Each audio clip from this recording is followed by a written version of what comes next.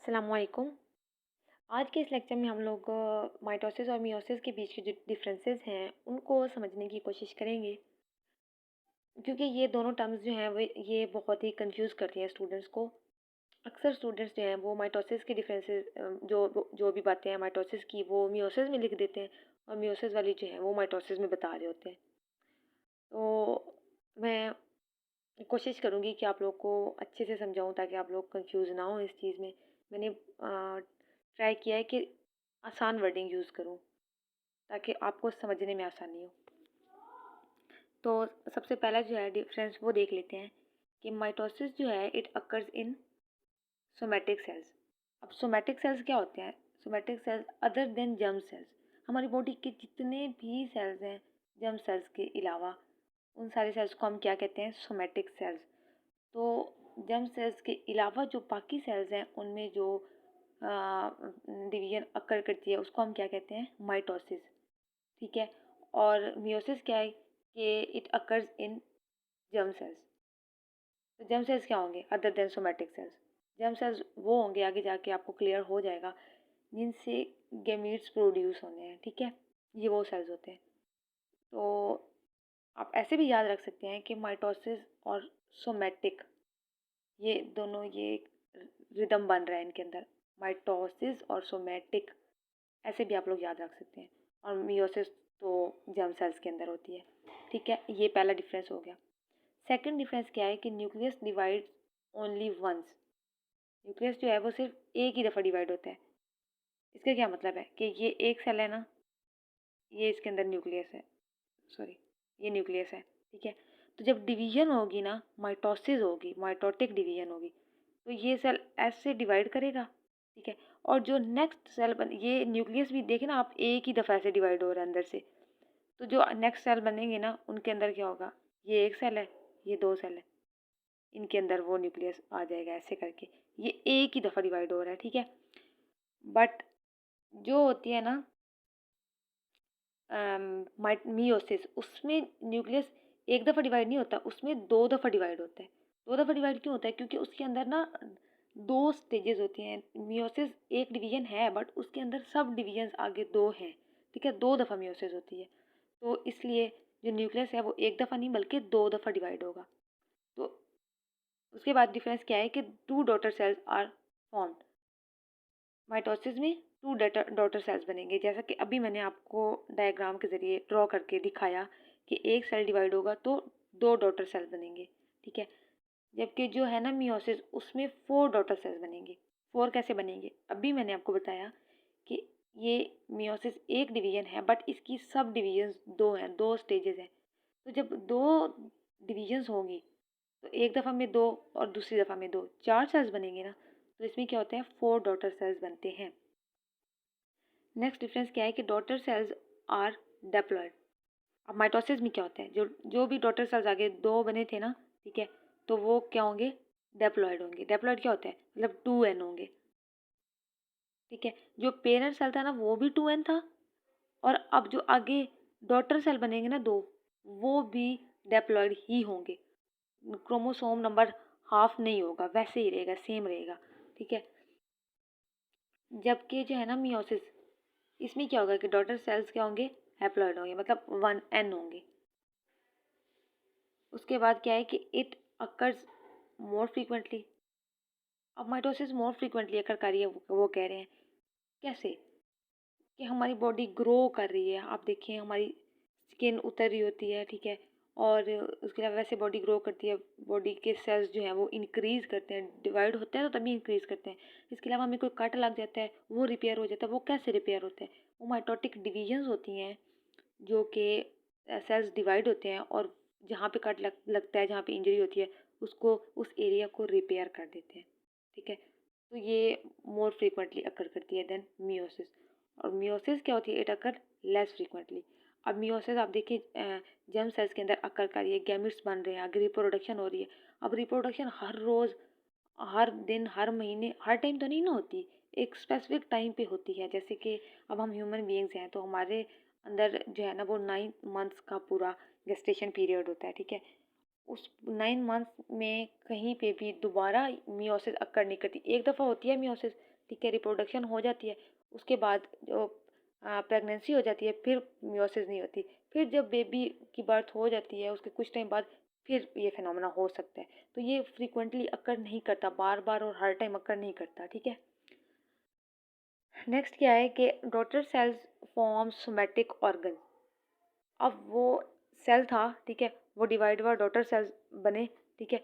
वो daughter cells क्या करेंगे, वो किस काम के हैं, वो सोमेटिक ऑर्गन्स बनाएंगे। सोमेटिक ऑर्गन्स क्या होते हैं, जितने भी हमारी बॉडी के ऑर्गन्स हैं ना, पूरी बॉडी जर्म सेल्स को छोड़ के सारे ऑर्गन्स जो है ना वो इन्हीं सेल से बनेंगे, ठीक है। अब जो है ना मियोसिस, उसमें क्या होता है कि डॉटर सेल्स फॉर्म गैमिट्स। जो बात मैंने ऊपर आपको बताई है कि जर्म सेल से गैमिट्स बनते हैं, ठीक है। तो जर्म सेल्स में मियोसिस होगी, ठीक है, और उससे क्या होगा कि गैमिट्स बनेंगे।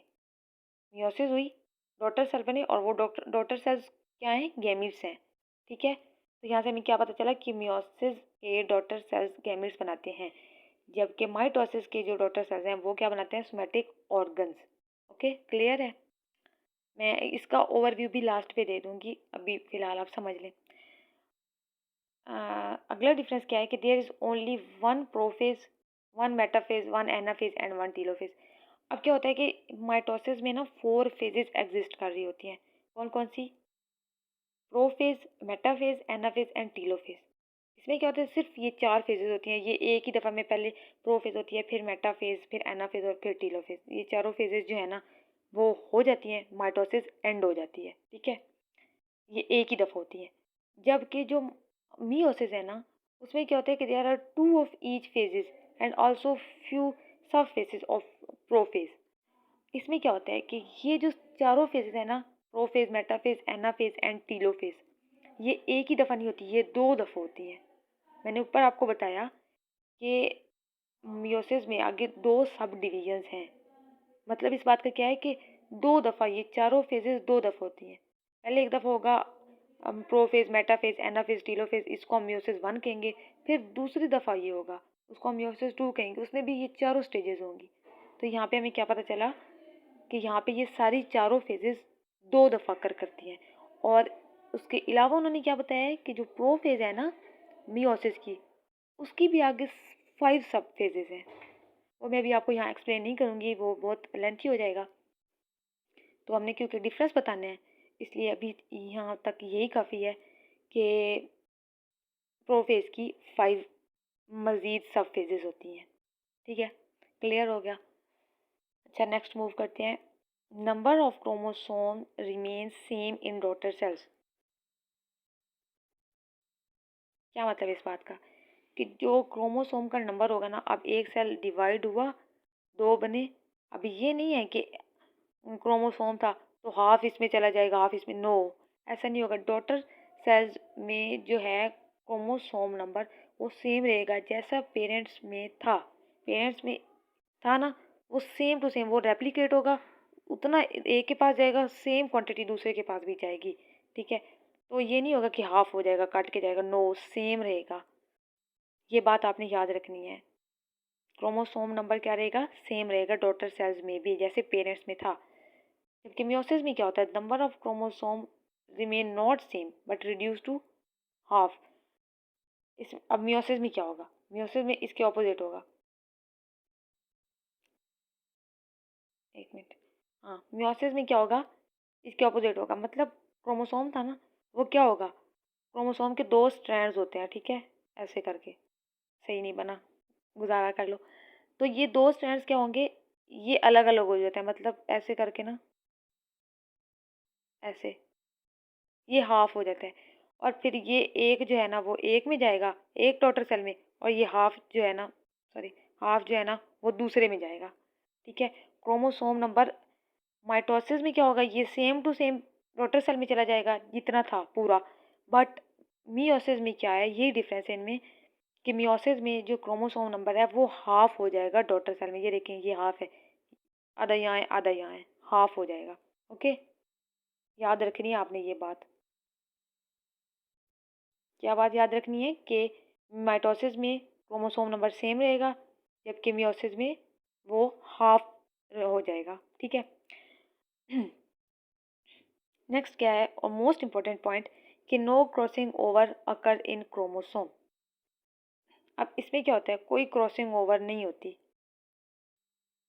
क्रॉसिंग ओवर क्या होती है कि ये क्रोमोसोम है, ठीक है, और ये दूसरा है, ये ये क्या, यहाँ पे क्या हो रही है, ये क्रॉसिंग ओवर हो रही है। मतलब वो अपने स्ट्रैंड्स जो है ना उनको उनके जो सेगमेंट्स हैं उनको एक्सचेंज करते हैं। उनके एक्सचेंज करने से क्या होता है, वो जो है ना वो अपना जेनेटिक मटेरियल जो है ना वो एक्सचेंज कर रहे होते हैं। ठीक है। तो माइटोसिस में ऐसा कुछ भी नहीं होता कि कोई क्रॉसिंग ओवर, कुछ भी नहीं होता। बट जो मियोसिस है ना उसमें होता है, उसमें क्रॉसिंग ओवर अकर करती है। अकर करती है। अब उसका बेनिफिट क्या होगा कि रीशफलिंग ऑफ जेनेटिक मटेरियल अकर। तो जेनेटिक मटेरियल क्या होगा, रीशफल होगा, मतलब एक्सचेंज होगा। ठीक है। जब वो क्रॉसिंग ओवर करेंगे, जब जेनेटिक मटेरियल जो है वो रीशफल होगा तो वो रिकॉम्बिनेशन होगी, तो नए करेक्टर डेवलप होंगे। ठीक है। जैसे कि हमारे पास अगर कोई दो चीज़ें हैं, ठीक है, दो कोई फूड हैं, तो हम उन दोनों को मिला, मतलब जैसे हमारे पास अब नमकीन चावल आप कह लें, ठीक है, और कोई मतलब मीठे चावल कह लें, उनको हम मिला दें तो एक नया फूड कॉम्बो बन जाएगा ना। वो एक नया टेस्ट देगा अलग सा। ठीक है। एक नई चीज़ बन जाएगी, हम उसको कोई नया नाम भी दे सकते हैं। ठीक है। तो यहाँ पे भी ऐसे ही होता है, जब क्रॉसिंग ओवर होती है तो एक नई उनके अंदर एक उनके जेनेटिक मटेरियल में एक चेंज आता है जो उनको नए करेक्टर्स दे सकते हैं। ठीक है। मतलब कि दो, बस यहीं तक काफ़ी है, इतना एक्सप्लेन नहीं करती। लेकिन जो है ना माइटोसिस, उसमें कोई रीशफलिंग नहीं होती। जब क्रॉसिंग ओवर ही नहीं होगी तो रीशफलिंग कहाँ से हो जाएगी, और जब रीशफलिंग नहीं होगी तो कोई जो है ना वो नया करेक्टर डेवलप नहीं होगा, कोई जेनेटिक मटेरियल जो है वो एक्सचेंज नहीं होगा। ठीक है। हमारी बॉडी के सेल्स हैं, स्किन के सेल्स हैं, अगर रीशफलिंग होना शुरू हो जाए तो वो तो एक दफ़ा और हो तो दूसरी जगह से और होना शुरू हो जाए, तो एक बंदे में स्किन किसी टाइप की बन रही है, दूसरे में किसी टाइप की बन रही है, ये तो फिर सही नहीं होगा ना। ठीक है। तो इसलिए जो है ना वो सोमेटिक सेल्स में माइटोसिस में कोई रीशफलिंग ऑफ जेनेटिक मटेरियल अकर नहीं करती। यहाँ तक क्लियर है। अब मैं ना आपको इसका ओवरव्यू दे देती हूँ एक दफ़ा, ताकि आप लोग को एक समरी सी बता देती हूँ, आसानी होगी। माइटोसिस क्या है, ये सोमेटिक सेल में अकर करती है। ठीक है।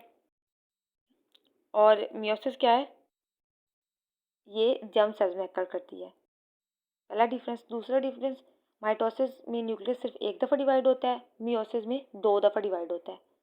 माइटोसिस में 2 डॉटर सेल्स बनते हैं, मियोसिस में 4 डॉटर सेल्स बनते हैं। ठीक है। जो डॉटर सेल्स होंगे वो क्या होंगे, माइटोसिस में डेप्लॉइड होंगे, जबकि मियोसिस में वो डॉटर सेल हैप्लॉइड होंगे, मतलब 1n होंगे। ठीक है। माइटोसिस जो है वो मोर फ्रीक्वेंटली अकर करती है, जबकि मियोसिस लेस फ्रीक्वेंटली अकर करती है। माइटोसिस में क्या होता है कि डॉटर सेल्स जो हैं वो सोमेटिक ऑर्गन्स बनाएंगे फ्यूचर में जाके। ठीक है। जबकि मियोसिस में डॉटर सेल्स क्या करेंगे, गैमीट्स बनाएंगे, जो कि हमारी रिप्रोडक्शन के लिए ज़रूरी है। माइटोसिस में क्या होगा कि there is only one prophase, एक प्रोफेज, एक मेटाफेज, एक एनाफेज और एक ही टेलोफेज होगी। ठीक है। जबकि मियोसिस में ये 2 दफ़ा फेजेज अकर करेंगी, और प्रोफेज जो है उसकी 5 सब फेजेज होती हैं। ठीक है। मियोसिस में। अब माइटोसिस में क्या होता है, number of chromosome remain same in daughter cell. Chromosome number क्या रहता है, डॉटर सेल में सेम रहता है। और मियोसिस में क्या होता है, रिड्यूस टू हाफ, हाफ हो जाता है डॉटर सेल्स में। और माइटोसिस में क्या होता है, कोई क्रॉसिंग ओवर अकर नहीं करती, जबकि मियोसिस में क्रॉसिंग ओवर अकर करती है। तो इस वजह से माइटोसिस में कोई रीशफलिंग ऑफ जेनेटिक मटेरियल अकर नहीं करती, जबकि मियोसिस में रीशफलिंग ऑफ जेनेटिक मटेरियल अकर करती है। आई होप आपको समझ आया होगा। मैंने बहुत ट्राई किया है कि आपको समझ आ जाए। और अगर मेरे लेक्चर अच्छे हैं तो आप मेरे चैनल सब्सक्राइब कर दें प्लीज़।